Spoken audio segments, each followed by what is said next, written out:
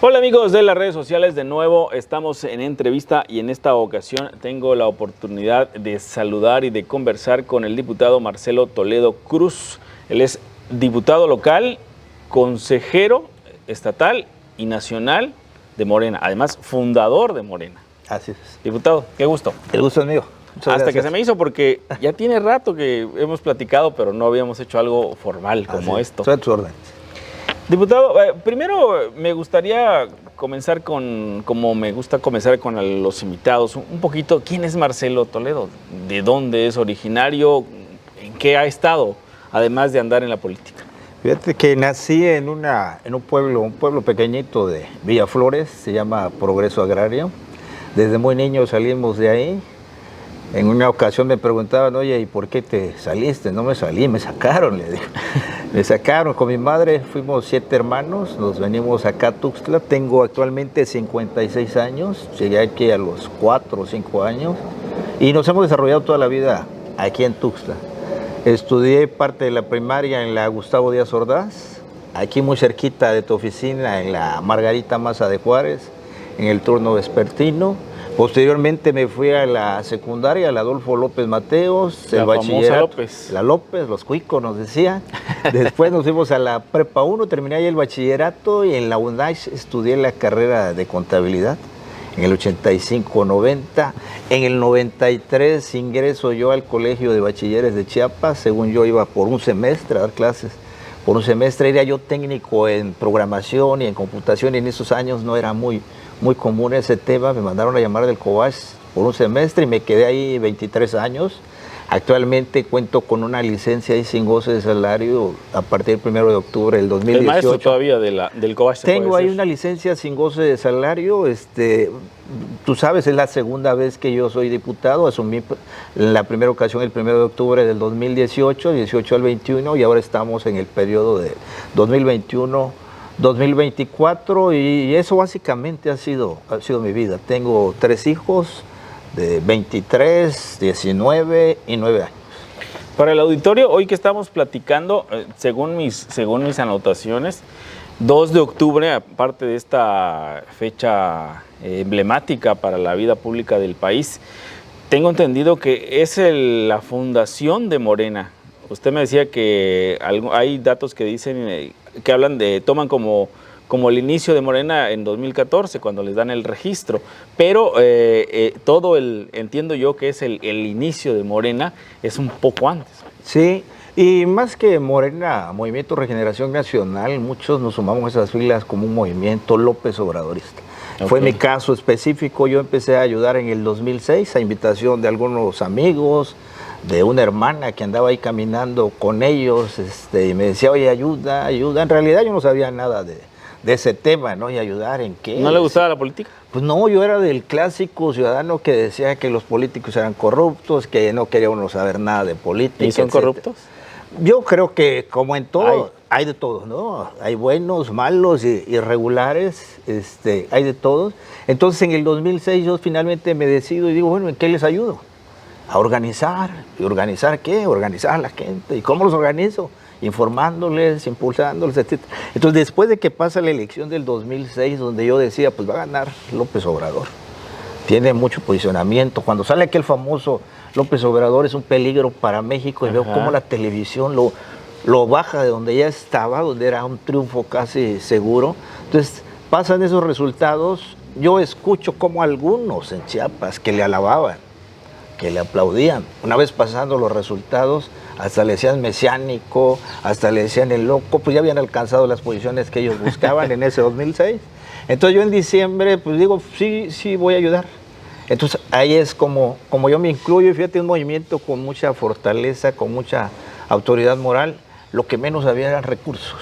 Y me tocaba ver jóvenes sumados, jóvenes compartir un desayuno entre 2 o 3 de ellos, subirse a un camión, irse al Zócalo y regresar, y a veces iban con una comida o con 2 comidas. Yo por lo menos tenía la fortuna de tener un salario ahí en el Colegio de Bachilleres, pero yo y otros jóvenes que andaban en busca de un empleo, campesinos, que llevaban ahí su itacate, ¿no? su lunch, y con eso iban y venían. Y pues todo eso me fue gustando, hizo que yo me fuera metiendo. En el 2009 participa aquí en una elección federal Pío López, el hermano del presidente, también estuve ayudando en esa elección del 2009 cuando va de candidato por el Partido del Trabajo y por Convergencia, y el PRD saca su propio candidato. Todo eso era como la antesala de la elección presidencial del 2012. Entonces, pasa el tema del PRD, que es donde militaba el licenciado Andrés Manuel. Muchos de nosotros no fuimos militantes de ningún partido político. ¿Usted, su primer partido fue Morena? Mi primer partido, y yo espero que el último y el único, ha sido Morena. Entonces, en el 2009, 2010 ya empezamos con la inquietud de la asociación civil, del Movimiento Regeneración Nacional. Teníamos nuestros formatitos, llegábamos, visitábamos: oye, Ciro, ¿te quieres incluir con nosotros? Puedes crear un comité de vecinos, podías ayudarnos a defender el voto el día de la elección, podías hacer que tus vecinos salgan y voten. Entonces, en el 2011, si mal no recuerdo, en el Auditorio Nacional se hace la presentación oficial de Morena como asociación civil. Eso ha de ser el origen, 2 de octubre de esa fecha, como el aniversario de Morena, que se presente como asociación civil, pero no era un partido. No éramos partido político todavía. Fue entonces en esa fecha, en el 2011, en el Auditorio Nacional, y yo me recuerdo muy bien lo que en esa ocasión nos dijo el licenciado Andrés Manuel, que todavía no era presidente de la República. Él nos dice: yo les propongo que independientemente del resultado de la elección del 2012, nos veamos aquí dentro de un año. Y así fue. Vino la elección del 2012, se la roban por segunda ocasión. El licenciado Andrés Manuel, con mucha fortaleza moral, espiritual, en ningún momento decayó su ánimo, sino al siguiente día que dijeron: no es presidente, a seguir caminando. Ya tuve yo la oportunidad de estar más en contacto con él, porque ya más o menos en esas fechas nos veníamos organizando con comités ciudadanos, con compañeros coordinadores en los distritos. Ya teníamos gente identificada en cada uno de los distritos en Chiapas, que no andaban en busca de ninguna posición, que se iba a ser presidente, nada de eso. Nuestro único objetivo era ganar la presidencia de la República con Andrés Manuel. Entonces él viene después de que pasa la elección y me pregunta por algunos compañeros, y hubo uno en específico, ¿no? Y me dice: oye, ¿dónde anda fulano de tal? No, pues no lo hemos visto. ¿Y desde cuándo no lo ve? Pues en cuanto dieron el resultado de la elección ya no lo vimos. Y yo todavía como intentando defender a la persona, le digo: pues yo creo que se deprimió por el resultado. Entonces él contesta: señoritos, como que si nosotros estuviéramos para esos lujos, ¿no? Entonces, yo me acuerdo que en esa ocasión atravesamos el estado con él. ¿Cuándo fue la primera vez que Marcelo Toledo tiene contacto frente a frente, cara a cara con Obrador, que pudo intercambiar palabras? Y yo lo puedo saludar desde el 2006, una vez que me incluí, que le acompañé en unas giras, estuvimos en la zona de la Frailesca, empecé a escuchar su discurso, empecé a ver el cariño que la gente le tenía a él. No pasaba de un saludo, de una foto con él, pero ya más formal fue en el año 2012, cuando ya estábamos en la construcción del partido, y que yo tuve la fortuna de ser el primer presidente de Morena aquí en Chiapas. Y efectivamente, primero fuimos una asociación civil. Una vez que se roban la presidencia de la República por segunda ocasión, y que el PRD se va con el PAN y se va con el PRI a firmar aquel famoso pacto por México, él nos dijo en el Zócalo: yo pinto mi raya con el PRD y ustedes digan si buscamos el registro como partido político o fortalecemos la asociación civil. ¿Estamos hablando de qué año? En el 2012, septiembre de 2012. Después de la elección. Después de la elección, después del resultado de la elección. Entonces regresamos nosotros a nuestros estados. Habíamos representantes de todo el país, ya éramos grupos organizados. Yo insisto mucho, éramos grupos de la sociedad civil en su mayoría, algunos del PRD que en realidad creían en la figura del licenciado Andrés Manuel, algunas gentes del PT, pero en su mayor parte era la sociedad civil. Y nos fuimos a nuestros estados, sacamos una especie de encuestas, porque él es muy dado a eso, ¿no? Hay que preguntarle qué quieren. Entonces la mayoría de los compañeros dijo: hay que buscar el registro como partido político. Y algunos cuantos decían que ¿para qué otro partido político? Los partidos políticos son unos corruptos, ¿para qué más corrupción? Pero era la única vía. Era la única vía, a través de un partido político, y de eso estábamos convencidos los demás. Una pregunta, diputado, haciendo un alto ahí. Le preguntaron a Claudia Sheinbaum, la ahora coordinadora de los comités de defensa de la Cuarta Transformación en el país, y ella decía que el éxito de Morena es que más que un partido ha sido un movimiento. Sí. ¿Está usted de acuerdo con eso? Totalmente de acuerdo, y la recomendación que siempre nos hacen es que no nos olvidemos de las calles, que no estemos encerrados en las oficinas. El hecho de no olvidarse de la calle no significa, ¿no?, que te andes comer una palita por ahí, no, sino que estés en contacto con el ciudadano, que estés visitando a los vecinos. El licenciado Andrés Manuel dice, cuando ganen un distrito, regresen al distrito con la gente que los hizo ganar. Entonces yo estoy totalmente de acuerdo, incluso ahorita, fíjate, que se está haciendo, o se terminó ya el proyecto de Nación 2024-2030, se hizo a través de consultas ciudadanas. Yo tuve la oportunidad de participar en los 4 foros, los hicimos aquí en el Parque Central, y como yo les decía, aquí hay militantes, hay simpatizantes y hay sociedad civil. Todo ciudadano que pase por este parque y que quiera participar, aquí es bienvenido. Pero la gente no participa, diputado. ¿Cómo le han hecho? Eso es lo preocupante. Yo lo decía en la última ocasión, yo decía, habemos aquí un promedio de 300, 400 gentes. Tuxtla debe tener una población de 800,000 habitantes, y vean cuántos hay tratando un tema tan importante. ¿Sigue la idea en el mexicano de que los partidos son corruptos?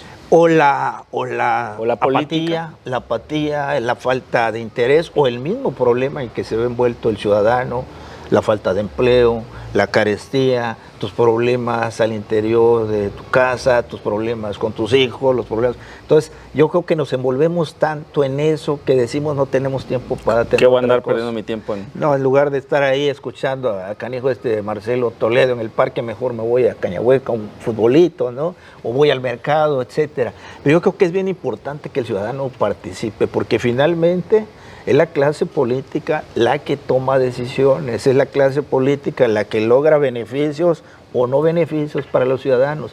Yo platicaba ayer también con un colega tuyo de que los políticos tenemos que ser más ciudadanizados, pero también los ciudadanos tienen que ser más políticos también, para que sepan qué es lo que pasa. O sea, la gente pareciera que, bueno, es mi percepción de más de 20 años como reportero, de que se acomoda. Cuando ya ven quién es el ganador, se acomoda. Yo creo que sí, pero fíjate que hay una parte, hay un extracto que se acomoda, y hay otra masa más abajo que ni siquiera logra acomodarse, y que el día de la elección solamente va por el que le dio una playera, el que le dio una gorra, el que ve un espectacular, o en el peor de los casos, el que le dio algo a cambio de su voto. Su voto. Le pagó su voto y le manipula su conciencia y no se da cuenta del daño que hace a futuro. Yo, por ejemplo, decía ayer, Chiapas está catalogado como un país pobre, pero yo puedo asegurar que a Chiapas llega mucho dinero. Son 124 municipios, y que el municipio más pobre del estado de Chiapas recibe buena cantidad de dinero en presupuesto público. Desafortunadamente, esa buena cantidad de dinero que reciben y que es presupuesto público, lo convierten en láminas, en rotoplas, en dinero en efectivo. Entonces es muy difícil que nuestros municipios tengan desarrollo si no invierten en carreteras, en hospitales, en escuelas, en salud, en seguridad, por ejemplo, ¿no? Entonces sí estamos catalogados así, pero hay recursos, sí llegan muchos recursos. Oiga, diputado, pero el presidente López Obrador dice muy frecuentemente que el mexicano, en el buen sentido de la palabra, se ha politizado, que es ahora más despierto, más vivo. ¿Es cierto? ¿Lo considera usted así? Yo considero que sí. Él usaba mucho la palabra cuando estaba en las plazas públicas, la sigue estando, que somos más avispados en el tema político. Yo creo que así es. Y él todos los días nos da una cátedra. Todos los días nos da una cátedra de 7 de la mañana a 9, 10 de la mañana. ¿Ve usted la mañanera todos los días? La veo, si no es en la mañana, la veo en la repetición a través de las redes sociales. Procuro estar al pendiente de lo que ahí dice, de lo que ahí sucede. Fíjate, estábamos en una reunión, un curso de capacitación del partido hace unos meses, y nos pedían que pusiéramos cuáles son los medios de información más importantes. Entonces yo dije, porque yo estaba en un equipo, pongan la mañanera. Entonces hubo un amigo, un compañero que no coincidió conmigo, ¿no? No, la mañanera no es. Discúlpeme, le digo, los morenos, los simpatizantes, los militantes, es como una clase que recibimos ahí, y hasta los que no son, ahí a través de la mañanera. El licenciado Andrés Manuel nos pone al tanto de lo que está sucediendo en el país. Y todavía dije, es más, póngale una estrella ahí donde pongan el nombre de la mañanera. Entonces yo sí procuro estar al pendiente, procuro estar al tanto de lo que dice el presidente, de lo que menciona en nuestro estado, por ejemplo, de lo que platica el ciudadano en ocasiones, para que tengamos también una respuesta, ¿no? Diputado, Morena es origen de un movimiento, eso le ayuda mucho. ¿Dejará de ser Morena? ¿Será Morena lo mismo una vez que el presidente, como él dice, que yo aún no lo creo, que se va a retirar y que se va a ir a su rancho de Palenque, a su finca de Palenque? ¿Morena seguirá siendo Morena después de que AMLO se retire? Ahora sí que, como dice él, por el bien de todos, primero los pobres, por el bien de todos los mexicanos, por el bien de todos los ciudadanos, por el bien del movimiento, deberá seguir siendo movimiento después de que él se retire, y como un pago a su legado tenemos la obligación, todos los que militamos, todos los que simpatizamos, de poner todos nuestros esfuerzos porque esto así sea. Ahorita se acaba de nombrar la coordinadora nacional de los comités de defensa de la Cuarta Transformación. Fue en un acto de civilidad, no respetado por todos, pero sí fue un documento y un acuerdo que emergió de un Consejo Nacional, donde se mencionaba que quienes no fueran se sumaban inmediatamente a quien resultara electo o electa. Esa fue una intención. Yo creo que ya tenemos coordinadora nacional. Hay 9 estados donde van a haber coordinadores o coordinadoras estatales. Entonces lo correcto es que todos nos vayamos sumando, que no vayamos desprestigiando esos procesos internos del partido, y que en realidad la gente vaya viendo que somos diferentes, ¿no? Que no somos lo mismo que los otros partidos. Yo hace unos días comentaba que Morena de ninguna manera se tiene por qué convertir en una sucursal de otros partidos. Que es cierto, emergemos de la izquierda, pero también... ¿No se ha tribalizado como el PRD? Que tenía tribus aquí, tribus allá. ¿No ha caído en eso, Morena? Yo considero que no ha caído en eso. Indudablemente hay acuerdos al interior del movimiento, pero todo es en aras de llegar a buen puerto, de no fracturar al movimiento. Yo lo dije en una ocasión cuando se iba a nombrar la dirigencia actual que encabeza el compañero Carlos Molina, que en Morena cabemos todos, que todo es cosa de ponernos de acuerdo, y en Morena cabemos todos. Que el ciudadano tenga la confianza y tenga la certeza de que no es la política tradicional. Y como bien dice el licenciado Andrés Manuel, en junio del 2018 se rompió el viejo molde de hacer política, y yo soy un convencido de eso, y yo espero que haya más ciudadanos también convencidos de eso, y que tengan el deseo de participar, de ayudar, de sumarse. Yo espero que los jóvenes participen. Hace unos meses se modificó la Constitución, a partir de los 18 años ya los jóvenes van a ser diputados, podrán aspirar a ser... Yo no estoy de acuerdo con eso. Bueno, hay mucho punto de vista, por ejemplo. Sí, hay muchos que no están de acuerdo, incluso yo lo comentaba. Yo me acuerdo, hablo de mí. O sea, sí. A los 18 años no tenía idea de qué quería. Pero fíjate, es lo que me decían algunos compañeros: oye, es que no han madurado, es que no saben decidir. Modifiquemos la Constitución y no permitamos entonces que voten, porque para votar para un presidente de la República, para un gobernador, para un presidente del municipio, entonces bienvenidos, pero que para participar no. Y siéndote sincero, amigo Ciro, yo les he dicho, júntenos a 2, 3 viejitos a ver si superamos en capacidad a un joven. Yo no dudo de la capacidad de los capacidades hay, pero tal vez la capacidad de decidir alguna cosa. Pues fíjate que en una reunión que tenía yo con jóvenes de la UNACH, donde fue invitado... ¿Lo han sorprendido? Me han sorprendido desde el bachillerato, donde estuve 25 años ahí con los jóvenes. Yo creo que estuve 20 años frente a grupos, veía la capacidad de ellos, veía la capacidad de razonamiento de un adulto y veía la capacidad de razonamiento de un joven, y me han sorprendido siempre los jóvenes. Entonces, estaba con los jóvenes de la UNACH y yo les decía, no piensen, les digo, que su diputado sabe todo. A veces piensan que somos todólogos y no es así, a veces somos nadólogos, les decía yo, en tono de broma, y les decía, lo importante es rodearse de un equipo que conozca los temas y que te ayude a salir adelante. Entonces, si un joven aspira y si un joven llegara a esa posición, pues yo creo que lo importante va a ser quienes lo rodeen. En Morena, por ejemplo, en el 2015, tuvimos a uno de los diputados federales, al diputado federal más joven de todo el país. Pero no se corre el riesgo de que vuelan los juniors, el hijo de, el apellido no de... No debe, y por ejemplo, la convocatoria al proceso interno de la coordinación estatal dice procurar que no haya influyentismo que no haya nepotismo y que no haya amiguismo. En Morena se está procurando que eso no suceda. Indudablemente ponerse el antídoto, decir ahora y como ya está en Morena ya cambió, es difícil. Morena es un partido de puertas abiertas, aquí entra todo el que tenga el deseo de ayudar, pero desafortunadamente todavía no podemos decir aquí estamos de manera homogénea todos. No están vacunados. Todavía no estamos vacunados todos, ¿no? Oiga, diputado, ya para irme enfilando a la recta final de esa entrevista que podíamos llevarnos un gran rato platicando.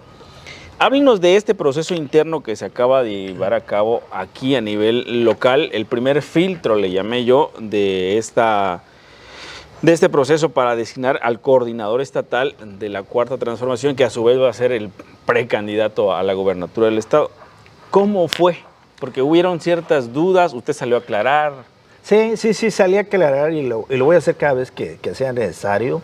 Lo que te decía hace un rato, tenemos que ayudar a que el movimiento tenga fortaleza, que no sea un partido maltrecho, abollado, golpeado, raspado, porque nos vamos a ir a una competencia al siguiente año. Yo soy consejero nacional y también soy consejero estatal, entonces el día jueves fuimos convocados. Jueves 28 de septiembre. Jueves 28 de septiembre, 6 de la tarde, fuimos convocados a sesión de Consejo Estatal con la finalidad de darle cumplimiento a los puntos de la convocatoria en relación al coordinador o coordinadora de la defensa de la transformación, en este caso de Chiapas. Entonces nos dimos cita a 127 consejeros de un quórum de 129, estuvimos presentes 127, dio un mensaje el presidente del partido, Carlos Molina, estaba presente el Comité Ejecutivo Nacional a través de la Secretaría de Pueblos Originarios, y quien dirigió todo el proceso fue la presidenta del Consejo Estatal, que es la diputada Flores Ponda. Desde el inicio, desde que nosotros llegamos a la mesa de registro, nos fue entregada una carpeta, en la carpeta venía el orden del día, nos dan nuestro gafete, y ahí mismo venía la boleta, con un espacio para el nombre de una mujer y el espacio para el nombre de un hombre.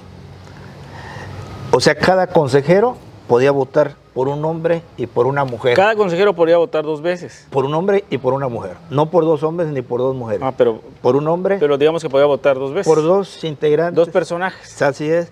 Porque son 127 consejeros y decía yo, a mí no me dan las cuentas. ¿Cómo fue? ¿Votaron 2 veces? ¿Cómo? También eso leí por ahí, alguien puso un comentario en las redes sociales. Si eran 127, no coinciden los números. Es por esto, que cada uno de nosotros podía votar por 2 aspirantes. Okay. Tenía que ser un hombre y una mujer, no por 2 hombres. Un hombre y una mujer, por una mujer o por un hombre, pero no por 2 hombres ni por 2 mujeres. Entonces, por un hombre y una mujer. Y ahí fue que se dieron esos números. Ahí fue como se dieron esos números. Cada uno de nosotros anotó de su puño y letra por quién. Lo depositamos en una urna que estaba al frente, fuimos llamados por filas. Posteriormente se da el conteo, se le pide a la representante del Comité Nacional que extendiera cada una de las boletas y que fueran nombrando a los que venían ahí inscritos. Entonces le dio lectura a lo que estaba anotado ahí en cada una. Usted dijo al día siguiente, a mí me parece que todo se llevó a cabo en orden, no vi que a nadie le estuviera amenazando. Sí, porque alguien me había preguntado, ¿no? Oye, que fueron amenazados, que hubo presión. Coaccionados. O coacción, yo no vi eso, le digo. Yo no vi eso, y yo creo que ninguno de los que estábamos ahí vimos eso, pero fíjate, siendo respetuosos con todos, ¿sí? Somos 129 que fuimos nombrados a través de asambleas hace un año, ¿no? 129 referentes o líderes en nuestros distritos o en nuestras regiones. 129 militantes del Movimiento Regeneración Nacional. Yo no creo que haya militantes a quienes les hagas manita de puerco, oye, vas a hacer esto porque yo digo, ¿no? Entonces todos vamos ahí con total albedrío, cada quien hace uso ahí de su libertad de expresión, de simpatías, etcétera. ¿No hubo coaccionados? No hubo nada de eso. ¿No hubo maiciados? No hubo nada. Lo único que hubo fue café, como el que le estás invitando, unos bocadillos ahí a la hora del pleno. Fuera de eso, lo que hubo fue camaradería. Bueno, ¿y qué sigue? Porque algunos todavía tienen dudas. Se eligieron a 2 hombres y 2 mujeres. Todo el mes de octubre viene el proceso de la encuesta. ¿Cuándo se va a saber quiénes son los otros que supuestamente van a la encuesta? De manera extraoficial, sé que el día de mañana serán enviados los otros nombres que van a ser incluidos en estas encuestas. La convocatoria decía... 3 de octubre, estamos hablando. 3 de octubre, mañana martes 3 de octubre, sí, de manera extraoficial. La convocatoria decía que los consejos sacaban 4 nombres, 2, procurando por lo menos 2 mujeres y 2 hombres, y que la Comisión Nacional de Elecciones, que es la que está a cargo del proceso, pudiera incluir a 2 nombres más, un hombre y una mujer. De manera extraoficial también sé que podían ser hasta 10, o sea, 5 hombres y 5 mujeres. ¿Y eso se somete a una encuesta? Esos van a ser sometidos a una encuesta y muy probablemente en la primera semana de noviembre tengamos ya definido a la coordinadora o al coordinador de la defensa de la transformación acá en Chiapas. ¿Son 3 encuestas, se habla? 2 encuestas contratadas y una de Morena. Así es, una del partido y 2 encuestas espejos, así lo menciona la convocatoria. Los números, si no es que coinciden al 100%, deberán de ser similares y la primera semana de noviembre dar a conocer el resultado. Y aquí lo que tenemos que hacer todos es, independientemente de quién resulte electo, sumarnos a quien resulte electo. Nosotros tenemos mucha experiencia en la organización, tenemos mucha experiencia en la construcción de comités, tenemos mucha experiencia en la promoción y tenemos mucha experiencia en la defensa del voto. Vamos a ayudar a que todo esto se lleve a cabo para que estemos fortalecidos en el 2024 y se lleve a cabo el plan C que mencionó el presidente, que es tener la mayoría calificada en la Cámara Federal en el siguiente año, la mayoría en el Senado y por supuesto la mayoría de gobernaturas también, y pensar en el tema de las presidencias municipales, que es la primera autoridad con la que tiene contacto el ciudadano. Lo más importante son la Cámara Federal y el Senado, para que el plan C se pueda llevar a cabo. Para que las reformas que quiere el presidente actualmente se lleven a cabo antes de que él concluya su periodo, que es el 30 de septiembre del 2024. Las legislaturas que sean nombradas en la elección del 2024 van a asumir el cargo el 1 de septiembre. Ya para finalizar, diputado, ¿quién debe ser el coordinador de la defensa de la 4T en Chiapas? ¿Cómo debe ser? Sea mujer, sea hombre, ¿cómo debe ser desde su punto de vista? En mi opinión, soy ciudadano chiapaneco, vivo en Chiapas, aquí vamos a seguir viviendo. Debe ser una persona honesta, una persona transparente, que maneje con disciplina los recursos públicos, que se rodee de un equipo de colaboradores que tengan experiencia, que cumpla con el tema de la paridad, que tenga después gente que le ayude a sumar y no a restar, pero sobre todo que tenga mucha conciencia de lo que dice el presidente, por el bien de todos, primero los pobres, sin descuidar a los demás. ¿Tiene que ser un moreno de sangre pura? Eso sería lo ideal. Sin embargo, aquí en nuestro proceso interno hay morenos de sangre pura y hay otros participantes, incluso el Partido del Trabajo, el Partido Verde también va a proponer a quienes ellos consideren, pero yo creo que independientemente de que si es o no moreno de sangre pura, quien resulte electo, a ese debemos sumarnos, al compañero o compañera que resulte electo, sumarnos por el bien del movimiento. ¿No habrá quiebre? ¿No habrá ruptura? Yo considero que no tiene que haber ni quiebres ni rupturas. Quien resulte electo también debe de tener la habilidad y debe de tener la paciencia y el conocimiento de que tiene que ir todo en armonía, que tiene que llamar a todos, que no puede volverse, como me habías comentado, si habían tribus, si habían grupos. No es así como vamos a poder avanzar. Vamos a avanzar todos juntos, no unos sí, otros no. Nuestra propia declaración de principios dice que nadie se quede atrás y que nadie se quede afuera. Como dice la doctora Claudia Sheinbaum Pardo, aquí nadie sobra.